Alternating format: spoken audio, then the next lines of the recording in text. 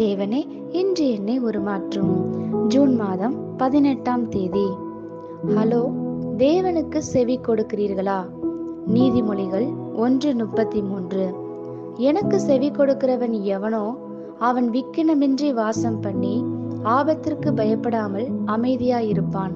வாசிக்க வேண்டிய பகுதி நீதிமொழிகள் 1ஆம் அதிகாரம் 20 முதல் 33 வரை. ஞானமானது வெளியே நின்று கூப்பிடுகிறது, வீதிகளில் சத்தமிடுகிறது. அது சந்தடியுள்ள தெருக்களின் சந்திலும் ஒளிமுக வாசலிலும் நின்று கூப்பிட்டு பட்டணத்தில் தன் வார்த்தைகளை வசனித்து சொல்லுகிறது.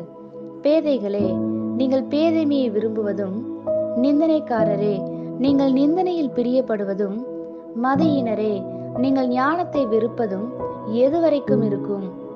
என் கடிந்து கொள்ளுதலுக்கு திரும்புங்கள். இதோ என் ஆவியை உங்களுக்கு அருளுவேன், என் வார்த்தைகளை உங்களுக்கு தெரிவிப்பேன். நான் கூப்பிட்டும் நீங்கள் கேட்க மாட்டோம் என்கிறீர்கள். நான் என் கையை நீட்டியும் கவனிக்கிறவன் ஒருவனும் இல்லை. என் ஆலோசனையெல்லாம் நீங்கள் தள்ளி என் கடிந்து கொள்ளுதலை வெறுக்கிறீர்கள். ஆகையால் நானும் உங்கள் ஆபத்து காலத்தில் நகைத்து நீங்கள் பயப்படும் காரியம் வரும்போது ஆகடியம் பண்ணுவேன். நீங்கள் பயப்படும் காரியம் புசல் போல் வரும்போது, ஆபத்து சூறாவளி போல் உங்களுக்கு நேரிடும் போதும், நெருக்கமும் இடுக்கணும் உங்கள் மேல் வரும்போதும் ஆகடியம் பண்ணுவேன். அப்பொழுது அவர்கள் என்னை நோக்கி கூப்பிடுவார்கள், நான் மறு உத்தரவு கொடுக்க மாட்டேன். அவர்கள் அதிகாலையில் என்னை தேடுவார்கள், என்னை காண மாட்டார்கள். அவர்கள் அறிவை வெறுத்தார்கள், கர்த்தருக்கு பயப்படுதலை தெரிந்து கொள்ளாமற் போனார்கள். என் ஆலோசனையை அவர்கள் விரும்பவில்லை, என் கடிந்து கொள்ளுதலை எல்லாம் அசட்டை பண்ணினார்கள். ஆகையால் அவர்கள் தங்கள் வழியின் பலனை புசிப்பார்கள், தங்கள் யோசனைகளினால் திருப்தி அடைவார்கள். பேதைகளின் மாறுபாடு அவர்களை கொல்லும், மூடரின் நிர்விசாரம் அவர்களை அழிக்கும். எனக்கு செவி கொடுக்கிறவன் எவனோ அவன் விக்கினமின்றி வாசம் பண்ணி ஆபத்திற்கு பயப்படாமல் அமைதியாயிருப்பான். ஆமேன். கிறிஸ்துவின் அடிச்சுவடுகளில் நடக்கும்போது ஒரு மகிமையான காரியம் நாம் தேவனுக்கு செவி கொடுக்க கிட்டி சேர முடியும் என்பதே. இது எந்த மதமும் போதிக்காத ஒன்று.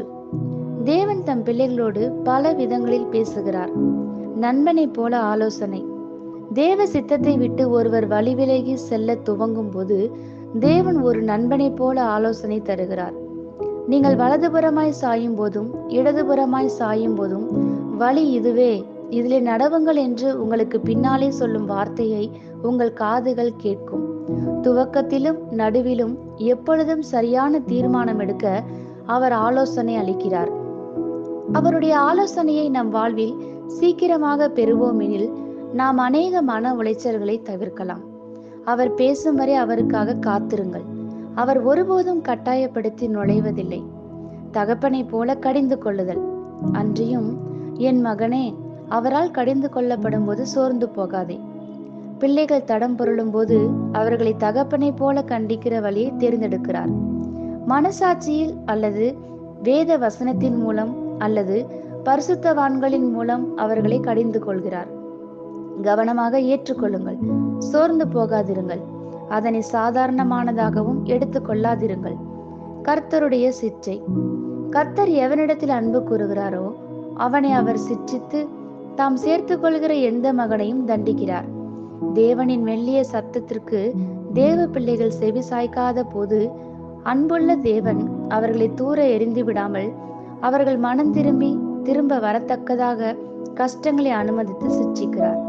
நான் உபத்திரவப்பட்டது எனக்கு நல்லது, அதனால் உமது பிரமாணங்களை கற்றுக்கொள்கிறேன். ஆமேன்.